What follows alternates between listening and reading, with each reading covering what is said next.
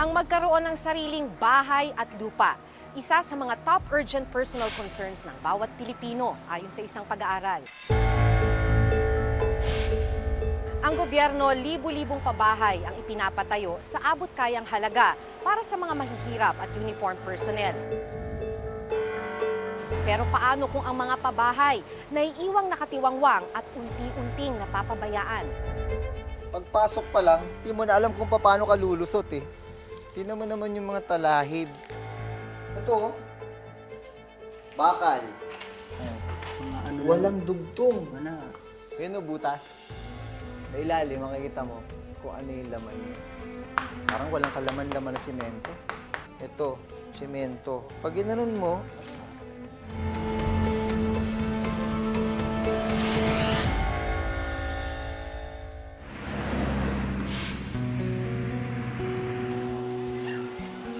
Maaga pa lang naabutan naming abalang naghahanda papasok sa trabaho ang mag-asawang pulis na sina PO2 Julius at PO2 Claire Bautista. Naka-assign sa Malabon City si Claire habang sa Naiya sa Pasay City naman ang destino ni Julius. Ang problema, pareho silang taga-probinsya kaya naman kinailangan nilang mangupahan ng bahay. Sa 7 taon po na pagpupulis ko, nakapitong lipat na po kami ng tirahan. Kasi po yung assignment po ng misis ko, kailangan po mas malapit siya sa assignment. Kada buwan, 7,000 piso ang binabayaran ni na PO2 Bautista para sa renta sa bahay. Sa halip na makaipon, malaking porsyento ang nababawas sa sweldo nilang mag-asawa kada buwan. Yung upa, pagkain, yung bayad po sa kuryente, sa tubig, at saka po sa nag-aalaga sa anak namin. Halos kalahati po ng kinikita namin mag-asawa, ma'am. Mula nang magkaasawa, pinangarap ni PO2 Julius na mabigyan ng sariling bahay ang kanyang pamilya. Dito niya naisipang mag-apply sa pabahay ng National Housing Authority o NHA na nakalaan para sa mga pulis na katulad nila. Sa halaga kasing 200 pisong hulog kada buwan, may maaari ka ng matawag na sarili mong bahay. Nasa mahigit 200,000 piso ang halaga ng isang housing unit. Yung mga binibigay na area ay malayo po talaga dito sa Manila, na kung araw-arawin namin na titirhan, mas mapapalagi po yung gasto namin. Hindi na namin po tinuloy.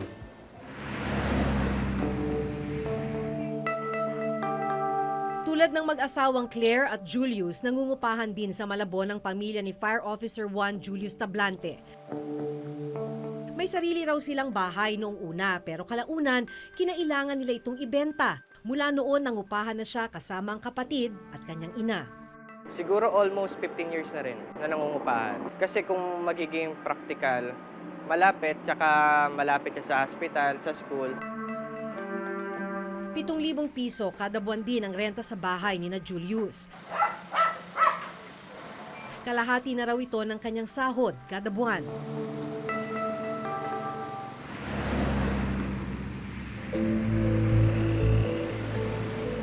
Kaya buwan ng Hunyo noong nakaraang taon, naisipan din niyang mag-apply sa pabahay ng NHA.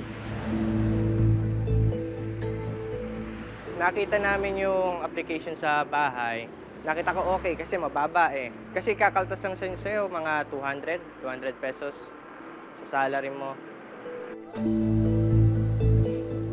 Dahil active in service si Julius, kwalipikado sana siyang maging beneficiary ng government housing project.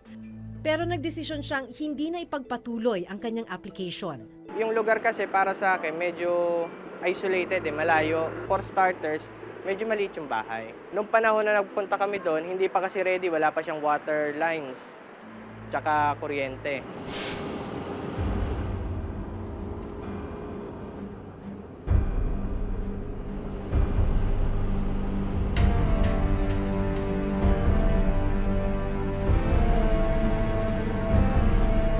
sa report na inilabas ng Commission on Audit noong December 2016, isa itong Seabreeze Residences dito sa Ibaan, Batangas sa kanilang sinilip.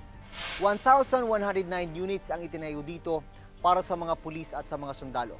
Hanggang ngayon, ni isa, wala pa rin nakatira dito. Ayon sa National Housing Authority o NHA, Taong 2013 pa sa ilalim ng Administrasyong Aquino, natapos ang housing project sa Ibaan, Batangas para sa mga uniform personnel. Dahil sa tagal ng pagkakatenga, tinubuan na ito ng mga talahib. Pagpasok pa lang, di mo na alam kung paano ka lulusot eh. Tingnan mo naman yung mga talahib. Obviously, walang pinto, yung lababo. Wala na, nagkasira-sira na to. Kuryente, problema. Ang banyo nila, oh. Parang walang kalaman-laman na simento. Makikita mo yung diferensya ng gawa, eh. Dito, sa tunog. Yan, oh. Ibig sabihin, halos kukunti yung laman sa loob. Dito sa part na to. Solid. Solid. Eto. Ang ibang unit, kapansin-pansing naluma at nasira na sa ilang taon na walang nakatira. Yan o, butas. Butas na yan. Sa ilalim, makikita mo kung ano yung laman niya. Parang wala yata. Asan? Meron? Nakausap ng Reporter's Notebook si Mang Eddie Esmana, residente na nakatira malapit sa Seabreeze Residences at nagtatrabaho bilang foreman. Ano mga naobserbahan mo sa mga unit Ay, mahina nga ang buhos. Misyo kinontrol nila semento. Kontrol ang bakal. Siyempre, yan ang nagtatatag ng sa isang building. Ang kailangan ay bakal at saka semento. Yan ang kailangan paglalabanan diyan. At saka magaling ang pundasyon. Oh, gaya niyan. Pupuluringan muna bago lalagyan nila ng ganyan. Ano magiging tatag ng pundasyon no? Di yan siyempre nakakawang sa ano yun. Nakapatong lang sa lupa. Pag lumindol yan, di ba? Ito, bakal. Walang dugtong. Eh, babagsak at babagsak talaga. Kaya ito, nagkabagsakan na yung mga simento. Ito, simento. O sanang bumabagsak siya eh. Pag ginanon mo, big sabihin, May semento. may konti yung mix ng semento. Kwento ni Mang Eddie, ilang katao na raw ang nakausap nilang tumingin sa housing units. Pero kalaunan ay hindi na tumuloy. Wala. Ay maatras sila eh. Mahina ang building. Yun ang obserbasyon nila. Eh kung mabagsakan nga naman sila diyan. Asaway nalaban doon sa Maraway. Bago sila naman patay dit na bagsakan ng building. Di, wala din. Dahil nakatiwangwang ang mga bahay, mga alagang baka ng ilang residente malapit sa Seabreeze ang nakasilong sa mga housing unit. Eh, yung mga housing units, may mga dumi ng baka. Ay, yan. Siyempre napasok dyan pag naulan. Oh. Siyempre pag nabasa baka, giginawin, papasok dyan. Aatras dyan. Ang mga baka ang nakatira sa housing unit. Hindi biro ang ginastos ng pamahalaan para sa pagtatayo ng Seabreeze Residences. Sa datos na nakalap ng GMA News Research, umabot sa 304.28 milyon pesos ang pondong inilaan para sa mga pabahay na ito. Ang bawat housing unit nagkakahalaga ng 240,000 pesos. Ipinakita namin sa isang structural engineer ang mga nakuna naming video sa Seabreeze. Naisa na naming malaman ang kalidad ng mga itinayong pabahay. Ang delikado dyan, pag hindi mo tinira ng matagal yan, mga accessories like doors, windows, yung kanyang bubong, malamang mag-deteriorate yan. Actually, sa structure lang naman gano'ng epekto kung di matirahan ka agad yung isang bahay. As long as yung unang pagkakagawa pa lang ay tama. Isa pang pabahay ng NHA para sa mga sundalo at pulis ang pinuntahan ng Reporter's Notebook sa katabing bayan ng Santo Tomas, Batangas. Ilang residente na ang umuko pa at nakatira rito. Kabilang ang pamilya ni Shear Escalante. BFP personnel ang asawa ni Shear. Ayon sa kontratang kanilang pinirmahan, taong 2011 pa nang matapos ipagawa ang pabahay. Pero Oktubre nung nakaraang taon lamang nang mai-award sa kanila ang housing unit. Kahit naman sinong gustong magkaroon ng bahay, manghihinayang ka talaga. Kasi syempre, 2011, mababasa mo, tapos 2016 lang ini-award, manghihinayang ka. Puno na raw ng talahib ng datnan nila ang housing project. Pero naisalba pa nila at naisaayos ang kanilang unit. Kasama kami sa nabigyan ng libreng pailaw ni Duterte. 7 housing project yun na puro libreng pailaw. Tapos yung tubig, libre din namin natanggap dito. Pero sa kabuuang 1,192 units, nasa 80 pamilya lamang ang nakatira sa babahay sa kasalukuyan. Si Sheer ang tumatayong pinuno ng homeowners. Lahat kami naglo-loan. Para lang na, syempre, pangarap namin itong bahay na to, kahit sabihin mong 200 lang siya, pangarap na, andito na to, paayos na rin namin.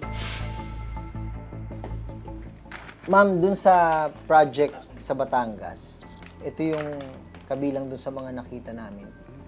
Natipak, lababo, bumagsak, ito yung mga ano. At ma'am, kung gaganin mo yun.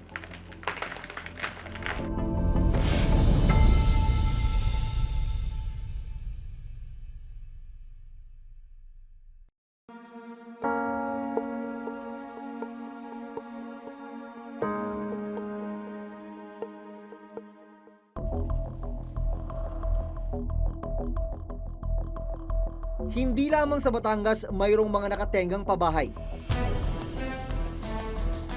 Pinuna rin ng COA ang isa pang pabahay sa Hermosa, Bataan.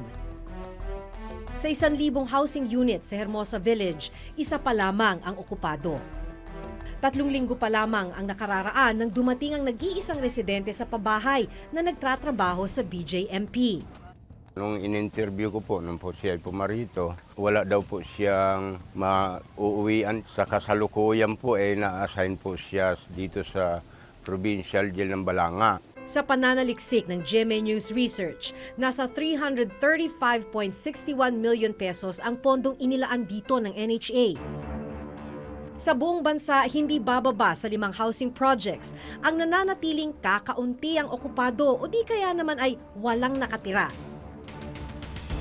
Sa Kagitingan Heights sa Zamboanga del Sur, nasa 1,350 units ang nakatiwangwang na itinayo sa halagang 409.35 million pesos. Sa Mountain Breeze Residences naman sa Bukidnon, 1,388 units ang nilaanan ng 378.79 million pesos na pondo.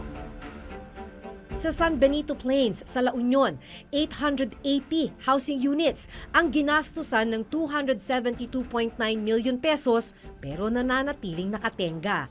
Habang sa Guardian Hills, sa South Cotabato, 1,208 units na may halagang 329.66 million pesos ang wala ring nakatira.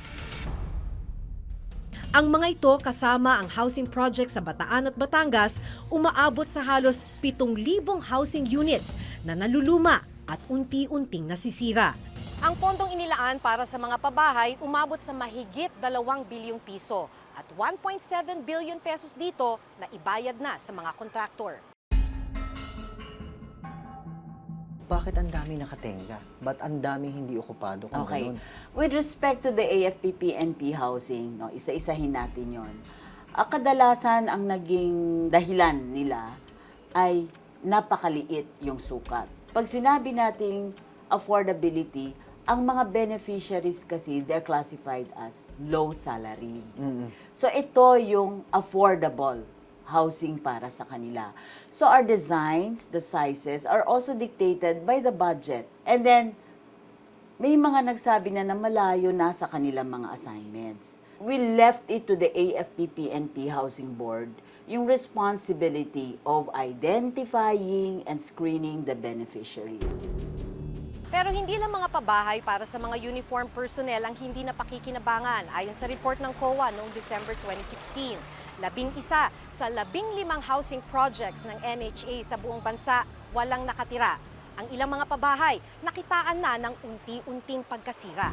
Nasa mahigit 190,000 na mga housing units ang naipatayo na ng NHA para sa mga pulis, mga sundalo, mga informal settlers at maging sa mga biktima ng Bagyong Yolanda. Sa bilang na yan, nasa 76,000 housing units ang may nakatira. Ito ngayon ang nakakagulat. Sa bilang na yan, 60% ang nakatenga, naluluma, nasisira. Hindi maiiwasan na may construction defects along the way. Okay? If there are such units na sinasabi mo na para bang hindi according, di ba? May sira, no, that's the layman, may sira. These units are not accepted. They are given back to the developers for repair. Kinuha din namin ang reaksyon ng NHA sa ilang obserbasyong aming napansin sa ilang housing unit sa Ibaan, Batangas. Walang kalaman-laman na simento. Ang impresyon kasi ng tao, siguro naman hindi naman maitatanggi na parang pag sinabi mo, ay, kaya nagkaganyan ang mga proyekto na yan dahil sa katiwalian. Naririnig nyo naman siguro yung mga obserbasyon na gano'n, yung Totoo mga yun. sabi ng gano'n. Paano yung ina-address yun? Paano yung hina-handle yun? Bukas kami sa investigation ng katiwalian. Okay? So, syempre, katulad sinasabi nila, asan ang ebidensya? Kasi you cannot just go to town and accuse anyone. Noon ay pinakita ko na sa tagapagsalita ng NHA ang ilang sample ng nadurog na bato mula sa nawasak na lababong bahagi ng housing unit. Ma'am, dun sa project sa Batangas, ito yung kabilang dun sa mga nakita namin. Natipak, lababo, bumagsak, ito yung mga material na nakita namin. At ma'am, kung gaganin mo yun,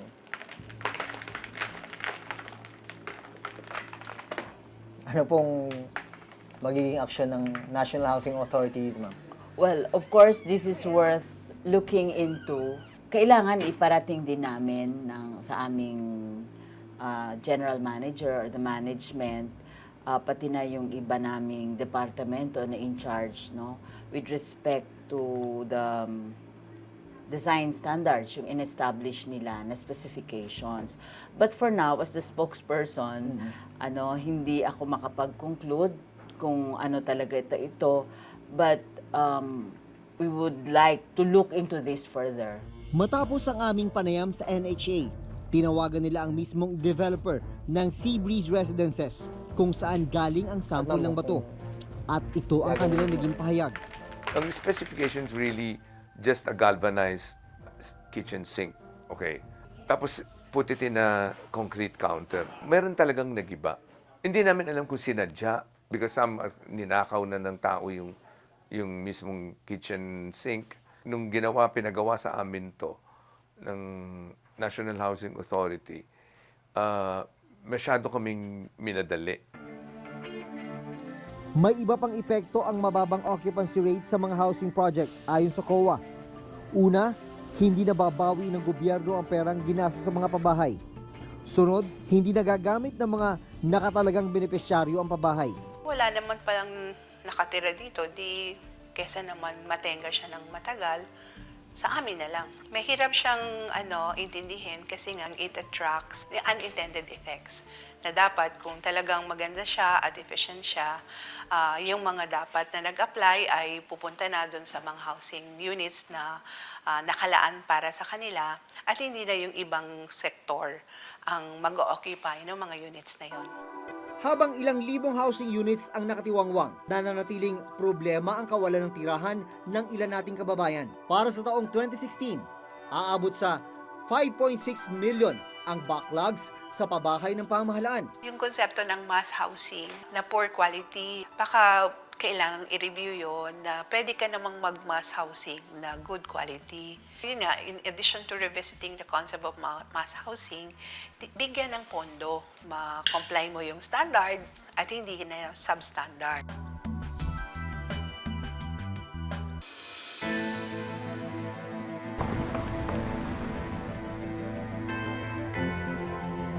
Maraming lugar sa bansa ang hindi dapat tinitirhan, pero pinagtsatsaga ang silungan ng marami nating kababayan.